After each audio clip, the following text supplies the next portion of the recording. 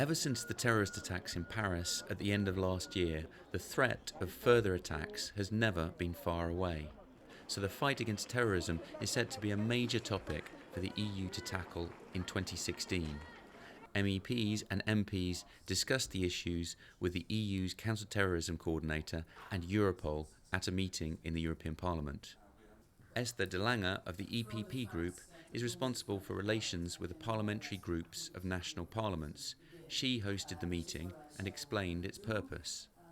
Well, in general, these meetings serve to build a bridge between the European level of decision-making and the national level of decision-making. Now, today we are debating an important topic, which is the fight against terrorism. Rob Wainwright is the director of Europol, the EU agency that helps coordinate EU member state actions to counter terrorism. He explained the key areas that Europol is working on and talked about Europol's new counter-terrorism centre. The most important is to make sure that we can organise a much more coherent response by the law enforcement community right across Europe, encountering what I think is the biggest terrorist threat Europe has faced for at least 10 years. So that's Europol with its new European counter-terrorism centre providing a better framework for intelligence sharing, for the tracking of illegal firearms, for tracking terrorist funding, for example, and making sure we get a better handle on the ugly propaganda that is being disseminated online at the moment by these terrorist groups. Europol's director went on to talk about a key concern of his and what Europol is doing about that.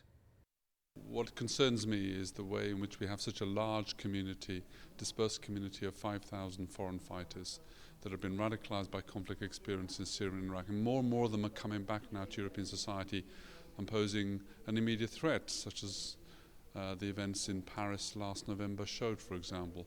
So we need to track better their movements. We need to share the intelligence more between the European member states, and Europol's new European counter-terrorism centre is designed to provide that platform, and that's going to be the focus, the top focus for our organisation in 2016. Gilles de Kerkhoff, the EU's counter-terrorism coordinator, explained what he sees as a big added value of Europol. One of the good news is that the French decided to task Europol to help and support their own investigation on the recent terrorist attack on the 13th of November. Europol got millions of data that they are currently processing in their computers. Esther de Lange of the EPP Group pinpointed a key area where the EU could do more to help counter terrorism. Well, a specific issue is the fact that we're not sharing information, and often we are pointing at national security services, the French not sharing with the Belgians maybe not with the Dutch, and so on. But it's not only a problem of national attitude. Also at the European level we have various databases which contain information which is not interconnected, whereas fighting terrorism is connecting the dots, is finding the connection and finding the people that you have to keep an eye on. EPP Group member Esther de Lange says that a key area of work is sharing information within the EU.